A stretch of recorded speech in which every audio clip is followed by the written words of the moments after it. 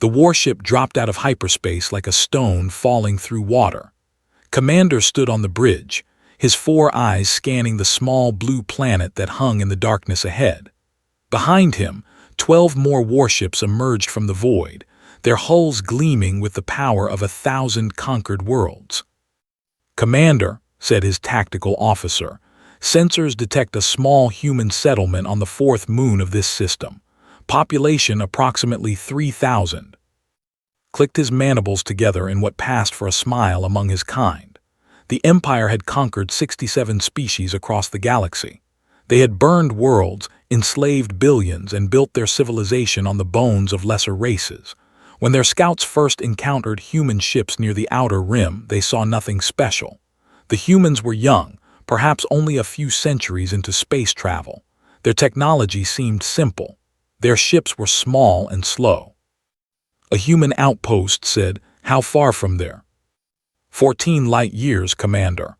This is one of their most distant colonies." Looked at the moon on his. It was called Haven Station, according to captured human data. A mining colony, nothing more. The perfect target to send a message to this new species. "Begin the attack," he ordered. "Leave no survivors." The fleet moved forward, weapons charging. On Haven Station, a young woman named was checking the air recyclers when the alarms began to scream. She dropped her tools and ran to the nearest window. What she saw made her blood turn cold. Ships filled the sky above the dome. Strange, angular ships that looked nothing like any human design. "Emergency protocol," shouted the station administrator over the intercom. "All civilians to the shelters. This is not a drill." Pushed through the crowds of panicking miners and their families. She had to reach the communication center. She was the only Level 3 technician on duty, and someone had to send a message to Earth. The first plasma bolt hit the outer dome just as she reached the comm room. The impact threw her against the wall. Her ears rang. Through the smoke, she saw others picking themselves up, bleeding and confused. "The shields are holding," someone shouted, "but not for long." Pulled herself to the main console. Her fingers flew across the controls, opening an emergency channel to Earth. The transmission would take seconds to reach the relay network, then minutes to travel through hyperspace to reach home. She recorded everything: the alien ships, the attack, the damage reports flooding in from across the station. "This is Haven Station calling Earth Defense Command. We are under attack by unknown alien forces, 13 large warships. They are destroying our shields. Request immediate assistance. Please, if anyone can hear this." Another explosion rocked the station. The lights went out. Emergency power kicked in, bathing everything in red. Kept transmitting. Above the moon, Commander watched his ships tear through the human defenses. The colony's shields flickered and died. His weapons officers reported that they had destroyed the humans' small defensive platforms in the first minute of combat. "Pathetic," muttered. "This is what the scouts were worried about. These humans are nothing." "Commander, the colony is sending a transmission toward there." Let their people know what happens to those who stand in the path of the Empire."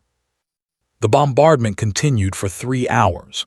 When it was over, Haven Station was a crater of melted rock and twisted metal. 3,000 humans had lived there. Miners, scientists, families. Children who had never seen Earth's blue skies. None survived. Commander ordered his fleet to hold position near the destroyed colony.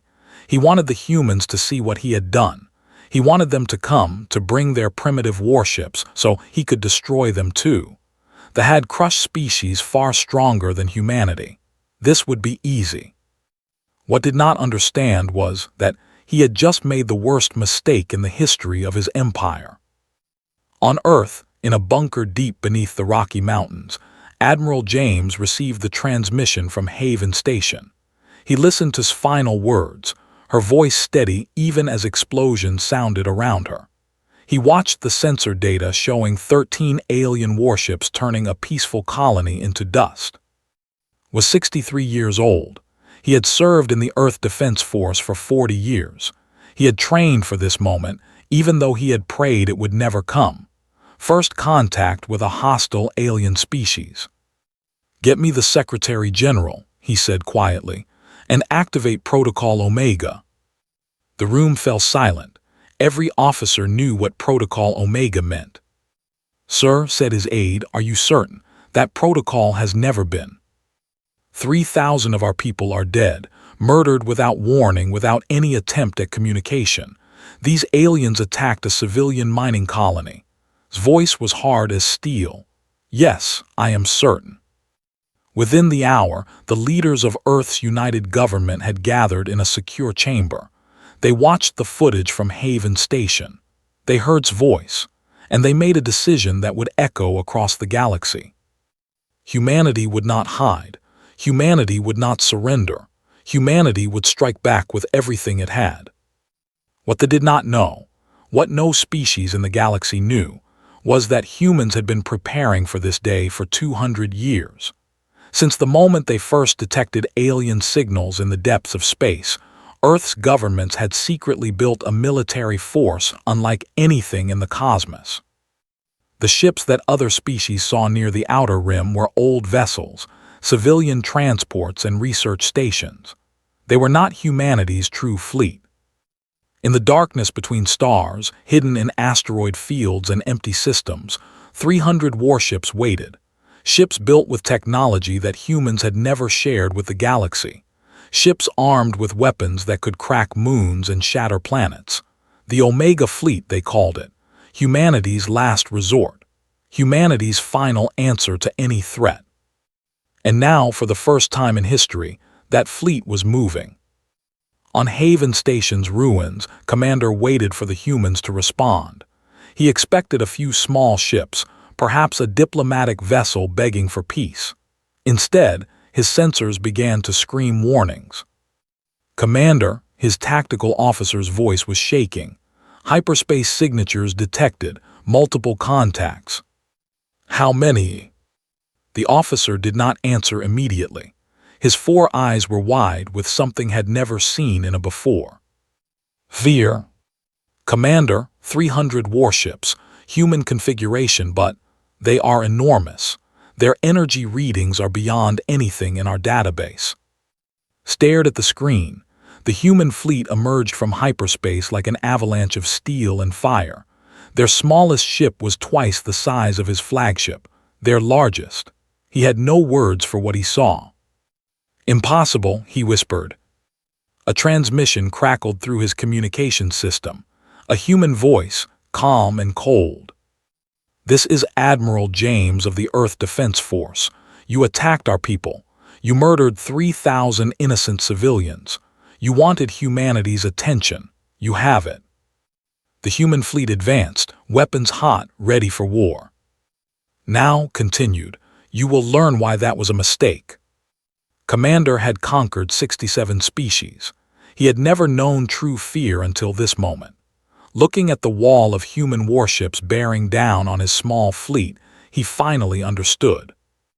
They had not attacked a helpless young species. They had awakened a sleeping giant.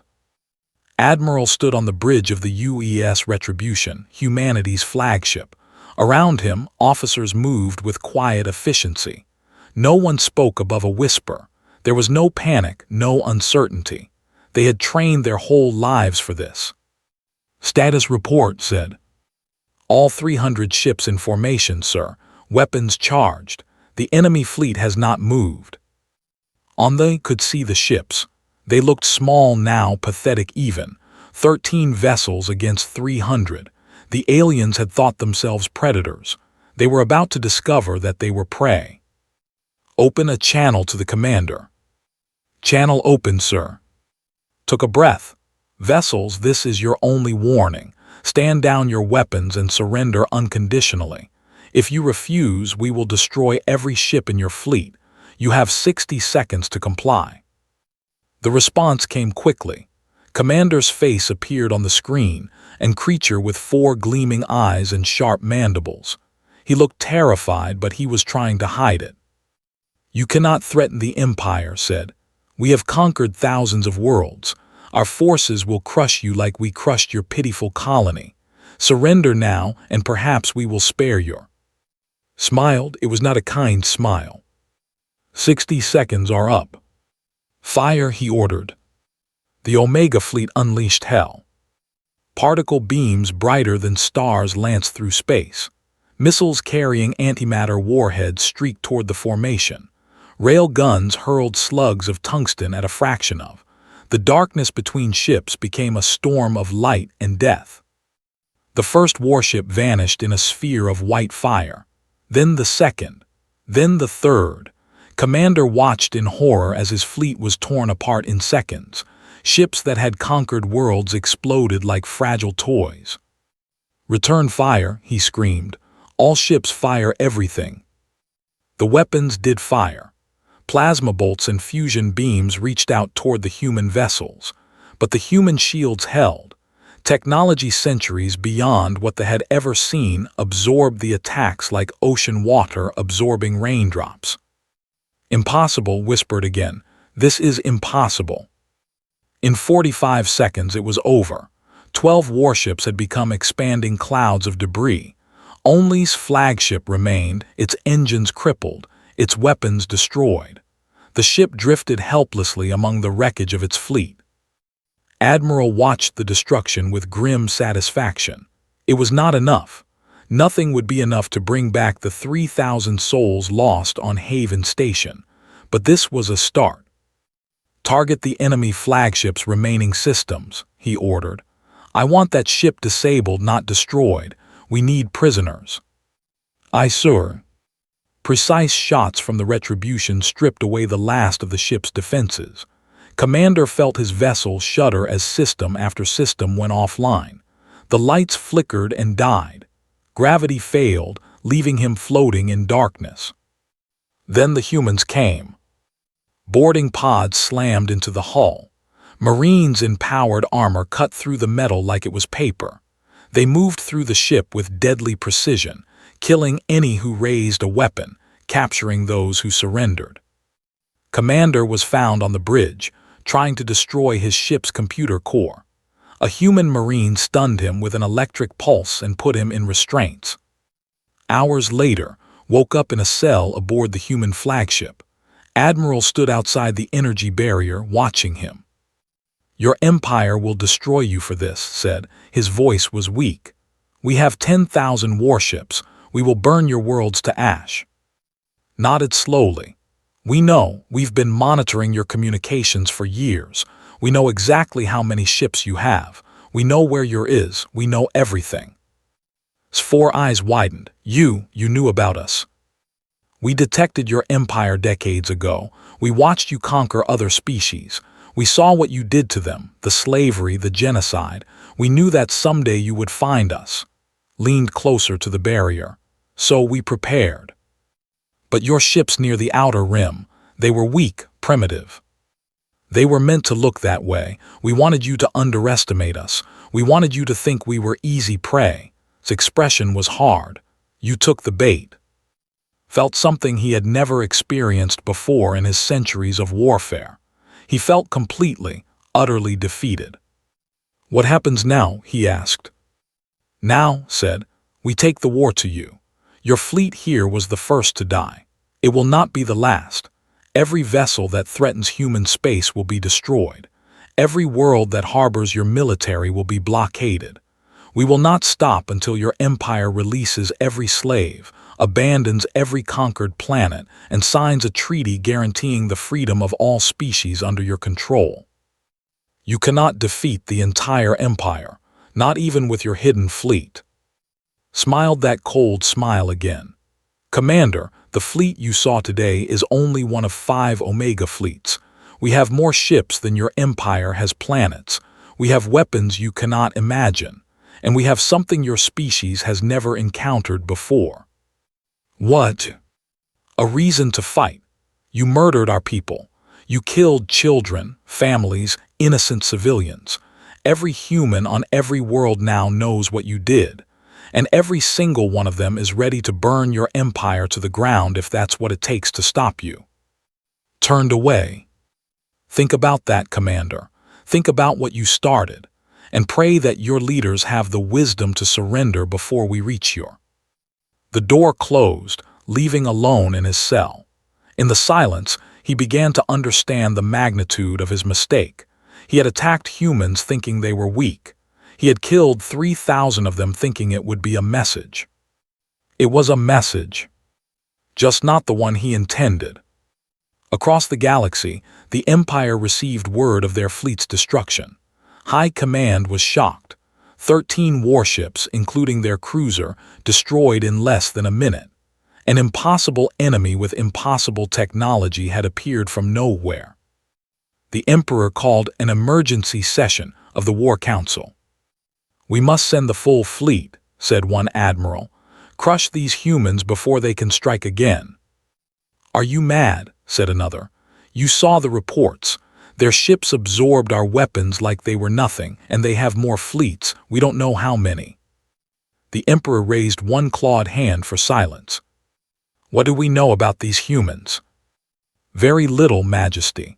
They are young species, only in space for 3 centuries. They are physically weak compared to us, but somehow they have built a military force that rivals our own." "More than rivals," the Emperor said quietly. "Exceeds. 300 ships destroyed 12 of ours in seconds if they have 4 more such fleets." He did not finish the thought. "What are your orders, Majesty?" The Emperor stared at the holographic display showing human space. It was small, just a handful of worlds clustered around a yellow star. Such a tiny territory, such a young species. Such a deadly mistake to attack them. "Send envoys," the Emperor said finally. "We will negotiate." "Negotiate, but Majesty, we are the Empire, we do not." "We do now." The Emperor's voice was firm. "We awoke something we do not understand. Until we know more about these humans, we will not provoke them further." The council fell silent. Never in their history had they sought peace with an enemy, but never in their history had they faced an enemy like this. The envoys were sent. But for the families of Haven Station's dead, no envoy could undo what had been done. Across human space, people mourned. They held memorials for the 3,000 lost souls. They read the names of the dead and watched footage of final transmission. And in their hearts a fire burned. They wanted to negotiate. Humanity was not finished with them yet. The envoy ship approached human space under a flag of truce. It carried the Empire's most experienced diplomat, ambassador, along with a crew of 100. They moved slowly, weapons powered down, hoping the humans would see them as peaceful. They were met at the border by 50 human warships. "Vessel," came a transmission from the lead ship, "you are now under escort. Follow our instructions precisely. Any deviation will be treated as hostile action." Ambassador kept his composure, but his subordinates were terrified. The human ships were enormous, bristling with weapon systems they could not identify. Even the smallest escort vessel dwarfed its diplomatic cruiser. They were taken to a space station orbiting Earth itself. Looked down at the blue planet through his viewport. It was beautiful, covered in oceans and clouds. Hard to believe such a dangerous species came from somewhere so peaceful-looking. Admiral met him in a conference room aboard the station. With the Admiral were representatives from Earth's major governments, military commanders, and, surprisingly, ordinary citizens, families of the Haven Station victims. Noticed them immediately. Humans in plain clothes, their faces drawn with grief and anger. They stared at him with hatred that needed no translation. Ambassador said, "You asked for this meeting, speak." Composed himself. "The Empire wishes to propose a ceasefire. We acknowledge that the attack on your colony was regrettable. We are prepared to offer compensation to the families of those lost and to establish diplomatic relations with your government." "Regrettable," one of the civilian humans stood up. Her voice shook with fury. "You killed my husband, my children, 3,000 people murdered, and you call it regrettable." Raised a hand. Mrs. Please. Recognized the name from intelligence reports. This was the mother of the woman who had sent the final transmission from Haven Station, had watched that transmission during his journey here. He had seen the young woman's courage, heard her voice remain steady even as her world burned around her. He had felt nothing at the time. Now, looking at her mother's face, he felt something stirring, something uncomfortable. "Mrs.," he said carefully, I'm sorry for your loss." "Sorry?" she laughed bitterly. "You're sorry. Your empire has enslaved billions. You've destroyed entire civilizations. You killed my daughter while she was trying to warn us. Don't you dare say sorry to me." Admiral stepped in. "Ambassador, let me be clear about our position. We are not interested in compensation. We are not interested in diplomatic relations. Not while your empire maintains its current structure." "What do you mean?" Activated a holographic display. Images appeared: labor camps, conquered worlds stripped of resources, species driven to extinction by systematic genocide. "This is what your empire does," said. "This is what you have done for thousands of years. Humanity will not make peace with slavers and murderers. These are internal matters of the empire. You have no right." "We have every right." His voice cut like a blade. "You made it our business when you attacked Haven Station, when you killed our people without provocation. Now we are involved whether you like it or not." Felt the situation slipping away from him. This was not how negotiations were supposed to go. They were offering peace. Surely these humans understood how rare that was. "What do you want?" he asked. "Liberation," said. "Every slave in your empire freed. Every conquered species given back their worlds. Your military reduced to defensive forces only. Full reparations to every civilization you have harmed." "That would destroy the empire." "Your empire is built on suffering. It deserves to fall." Stared at the admiral. "You cannot be serious. You would go to war with us over species you have never met, worlds you have never seen." "Yes," said, "we would." For a long moment no one spoke. Then Mrs. stepped forward again. "My daughter's last act was trying to warn Earth about your attack. She could have run to the shelters, could have tried to save herself. Instead, she stayed at her post. She died making sure we knew what you were." Mrs. looked directly into his 4 eyes. "Believed that humans should help others. She volunteered for Haven Station because she wanted to build a better future. Not just for humanity, but for everyone. You killed her, but you didn't kill what she believed in." "We're not fighting just for revenge, Ambassador. We're fighting because it's right. Because someone has to stand up to empires like yours. And if no one else will do it, then humanity will." Had no response. He had negotiated with dozens of species over his career. He had seen fear, greed, ambition, and desperation, but he had never seen this. These humans actually believed in something beyond themselves. They were willing to risk everything, their world, their civilization, for beings they had never met. It was madness, and it terrified him. The meeting ended without agreement. Returned to his ship with nothing to show for the journey.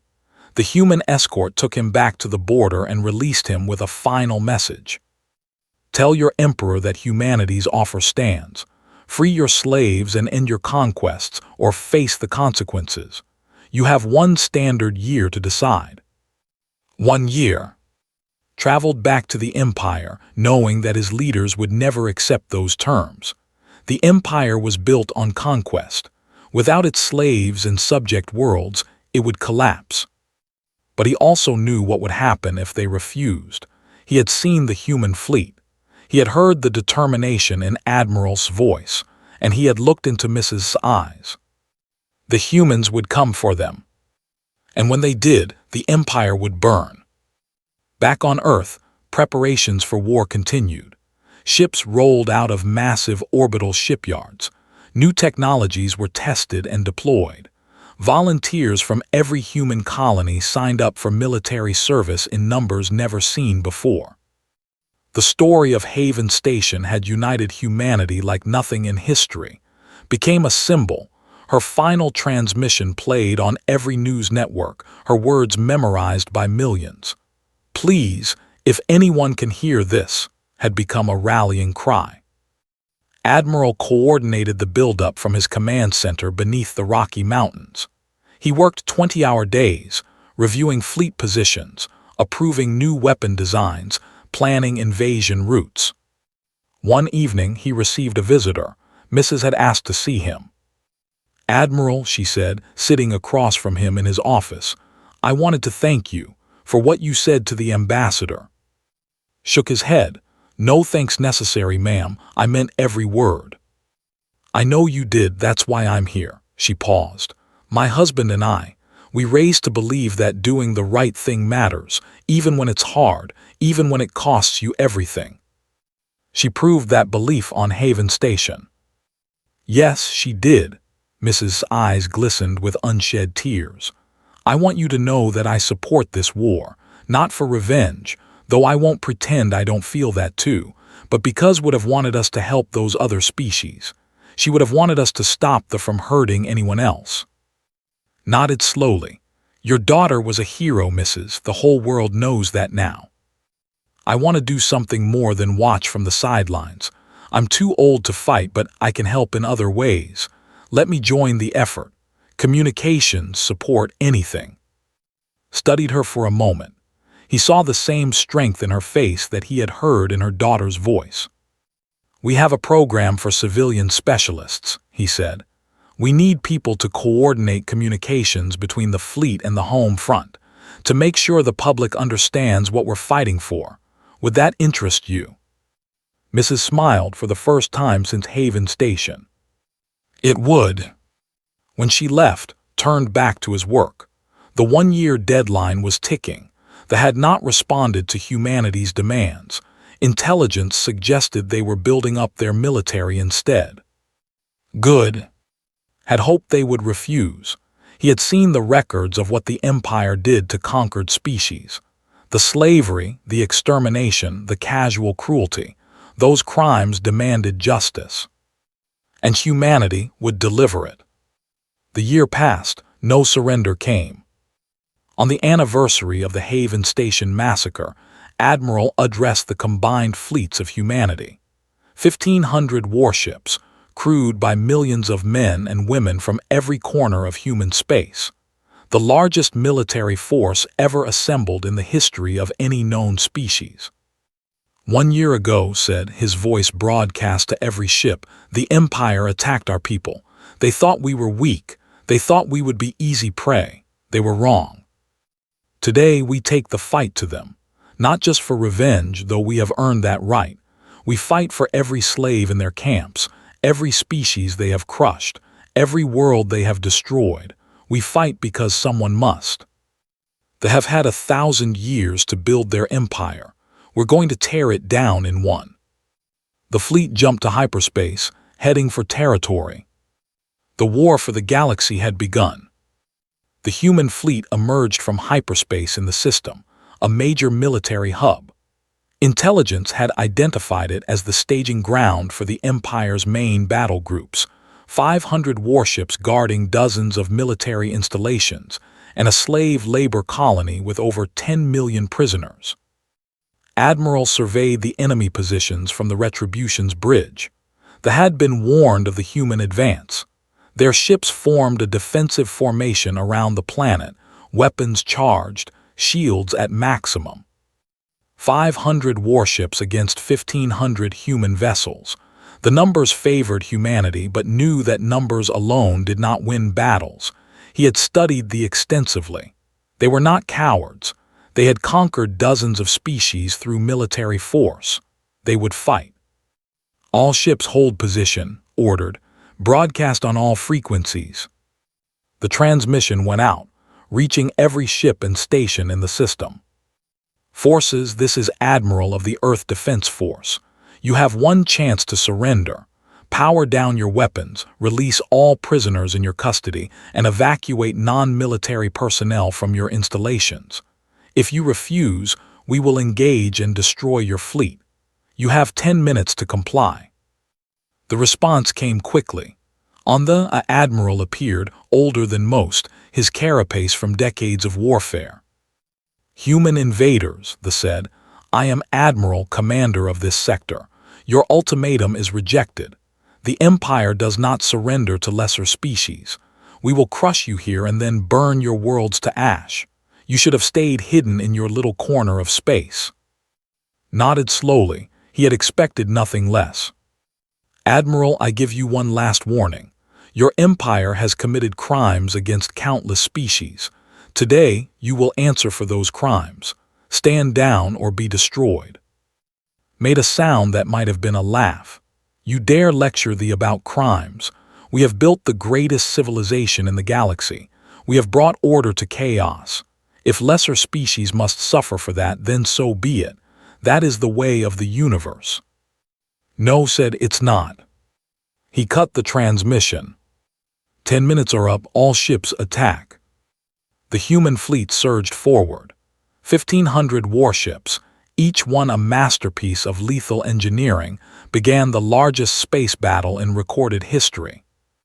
They fought with everything they had. Admiral was a veteran commander and he used every trick in his arsenal. His ships formed kill zones, tried to flank the human formations, launched waves of missile attacks. For a few minutes, the battle seemed almost even. Then the humans brought out the harbingers. 10 massive ships, twice the size of anything else in the fleet, moved to the front of the formation. These were humanity's weapons, ships built specifically to end wars. Their main guns charged, glowing with energy that made sensors scream warnings. The harbingers fired. 10 beams of focused gravitational force tore through space. Each beam hit a ship directly, and each ship simply ceased to exist. No explosion, no debris. The gravitational weapons compressed them into points of matter smaller than atoms. 100 ships were destroyed in the first volley. Admiral watched in horror as his fleet was annihilated. He had never seen weapons like this. No species in the galaxy had weapons like this. "What are they?" he whispered. No one answered, no one knew. The battle lasted 45 minutes. By the end, 487 warships had been destroyed. The remaining 13 had surrendered. Human losses, 11 ships damaged, none destroyed. Admiral moved the fleet into orbit around the slave colony. Liberation teams landed, securing the camps and freeing the prisoners. Over 10 million beings, members of a dozen different species, emerged blinking into the light. Many of them had been slaves for generations. They had been born in chains, had never known freedom. Now they watched as human soldiers in powered armor opened their cells and told them they were free. One of the prisoners, an elderly member of a species called the, approached a human soldier named Lieutenant. That was frail, barely able to walk after decades of hard labor. "You came," the said, his voice weak. "After all these years, someone came." Knelt down to meet the alien's eyes. "What's your name, sir?" My name is, I'm with the Earth Defense Force. They are beaten here, you're free now, you and everyone else in this camp." Tears ran down his wrinkled face. "We prayed for rescue. For centuries we prayed. We thought the universe had forgotten us." "It didn't forget. It just took a while to find someone willing to help." Help to his feet. "Come on, let's get you somewhere safe." Across the colony, similar scenes played out. Former slaves wept as they embraced freedom. Families separated for generations were reunited. Beings who had never known anything but chains learned what it meant to be free. The human soldiers were gentle with them. They brought food, medical care, and hope. Many of the soldiers were visibly moved by what they saw.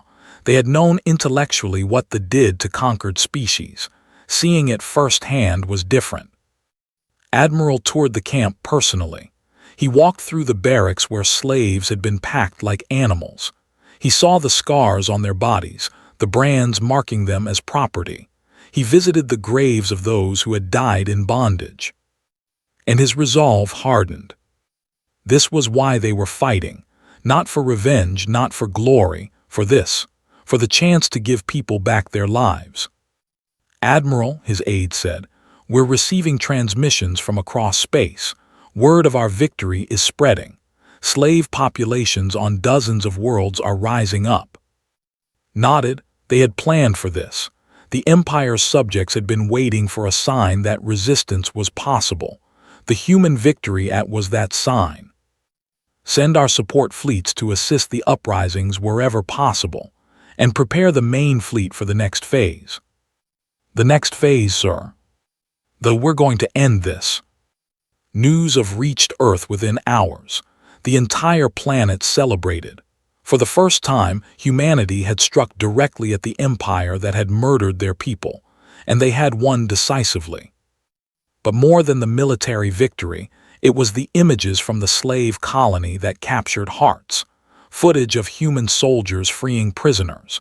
The reunion of families torn apart by the tears of joy from beings who had thought themselves abandoned. Mrs. watched the coverage from the communications center where she now worked. She saw the called being helped to freedom by Lieutenant. She heard his words. "We thought the universe had forgotten us." But it hadn't. Death had started something, a chain of events that led to these people being saved. Her daughter's sacrifice had meaning. Mrs. wiped her eyes and went back to work. There was still so much to do, so many more slaves to free, so many more battles to fight. But for the first time since Haven Station, she felt something other than grief. She felt proud. Across the galaxy, the Empire began to crumble. News of the defeat spread despite the government's attempts at censorship. Subject species who had been beaten down for centuries suddenly found new courage. Rebellions erupted on world after world. The Emperor called an emergency council. His generals reported disaster after disaster.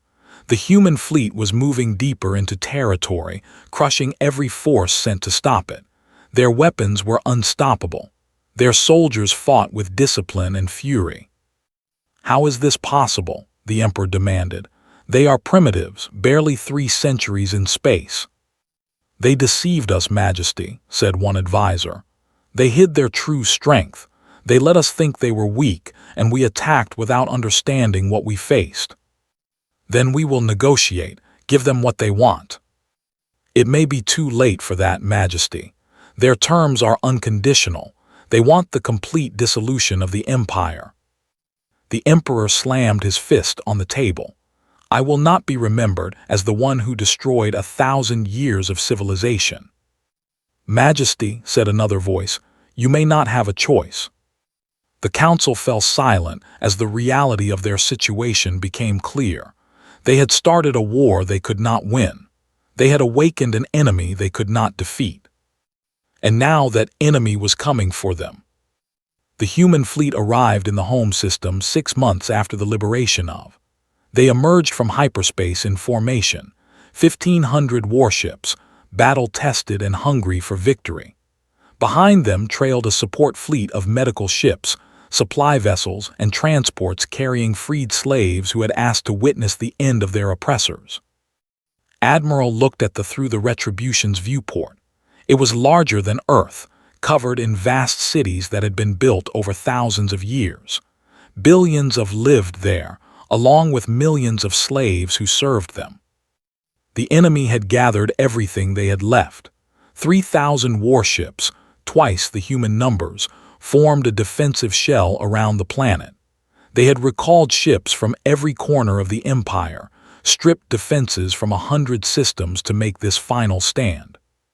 It would not be enough, and everyone knew it.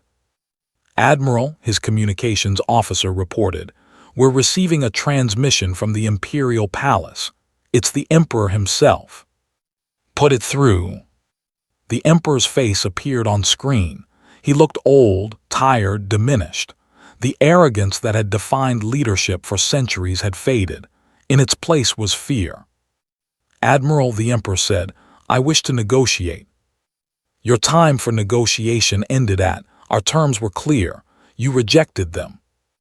"Those terms were impossible. You asked for the destruction of our entire way of life.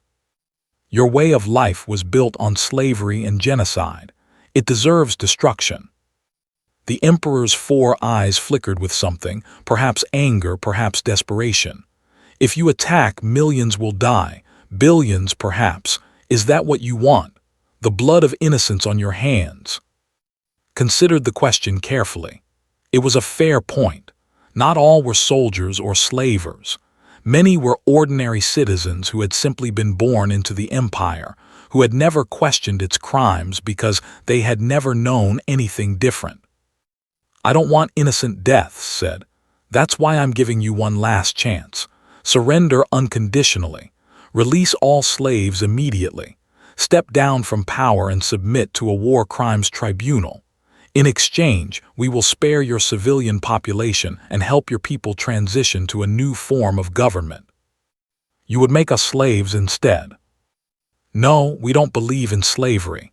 We believe that all beings have the right to be free, including your people. But your government, your military, your slave system, those must end. Today." The Emperor was silent for a long moment. On his face, saw a struggle playing out. 1,000 years of supremacy weighed against the reality of defeat. "And if I refuse? Then we will destroy your fleet, blockade your world, and support your subject species in taking back everything you stole from them. Your empire will fall either way. The only question is how many of your people die in the process." Another long silence. Then the Emperor did something no ruler had done in recorded history. He lowered his head. "I accept your terms." The transmission ended. Across the fleet, weapons powered down. Ships began to break formation, following instructions broadcast from the Imperial Palace. The war was over. On the bridge of the Retribution, Admiral sat down heavily in his command chair. Around him, his officers erupted in cheers. They had won. Against all odds, they had won. But felt no joy, only exhaustion and a grim satisfaction that justice would finally be done. "Signal the fleet," he said quietly. "It's over." The liberation of the took months. Human forces, working alongside newly freed slaves and members of former subject species, dismantled the apparatus of empire piece by piece. Slave markets were shut down. Labor camps were emptied. War criminals were arrested and prepared for trial. Not all accepted the new order. Some fought back, launching guerrilla attacks against human forces and freed slaves. Had expected this. He deployed peacekeeping troops to trouble spots and worked with moderate leaders to establish a transitional government. It was messy, complicated work. Building peace was always harder than winning wars. But slowly, progress was made. On the anniversary of Haven Station, 2 years after the massacre that had started everything, a memorial was dedicated on the site of the destroyed colony. Dignitaries from Earth, representatives of freed species, and former slaves gathered to remember the 3,000 people who had died. Mrs. was there, standing near a monument that bore her daughter's name. It read, "Her courage lit the fire that freed a galaxy." Admiral stood beside her as speakers gave tributes to the fallen. When the ceremony ended, he turned to her. "How are you holding up?" Mrs. looked at the stars overhead. Somewhere out there, dozens of worlds were rebuilding. Billions of beings were experiencing freedom for the first time, all because humanity had chosen to fight. "I miss her every day," Mrs. said, "but I know she would be proud of what we've accomplished, what we're still accomplishing." "She would be." "Admiral, do you think it will last? The peace, I mean. They are beaten, but there are other empires out there, other threats." Nodded. "Yes, there are. But now they know what happens when you attack humanity. What happens when you hurt the innocent and think you'll get away with it." He paused, looking up at the same stars. "We'll always have enemies. We'll always face challenges. But after what we've done here, after what we've proven, I don't think anyone will underestimate humans again." "Is that what you wanted, for humanity to be feared?" No, shook his head. I wanted us to be respected. I wanted the galaxy to know that we stand for something, that we'll fight for what's right, no matter the cost. Fear is just a side effect.